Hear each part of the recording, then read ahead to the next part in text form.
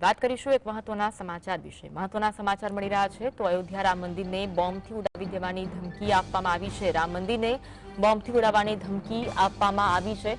રામ મંદિર ટ્રસ્ટને આ ધમકી ભર્યો ઈમેલ મળ્યો છે ત્યારે રામ મંદિરની સુરક્ષા વધુ તેજ કરી દેવામાં આવી છે। સાયબર સેલ દ્વારા આ સમગ્ર મામલે હાલ તો તપાસ હાથ ધરવામાં આવી છે। બોમ્બથી ઉડાવવાની ધમકી મળતા જ ચુસ્ત પોલીસ બંદોબસ્ત ગોઠવાયો છે અને સમગ્ર વિસ્તારની તપાસ કરવામાં આવી રહી છે। ઈમેલમાં લખ્યું અને મંદિરની સુરક્ષા વધારી દો। અયોધ્યાના સાયબર સેલમાં આ અંગેની ફરિયાદ નોંધવામાં આવી છે અને આ મુજબ કાર્યવાહી કરવામાં આવી રહી છે। હાલ તો મંદિરની સુરક્ષામાં વધારો કરી દેવામાં આવ્યો છે કારણ કે રામ મંદિરને બોમ્બથી ઉડાવી દેવાની ધમકી ઈમેલ મારફતે આપવામાં આવી છે।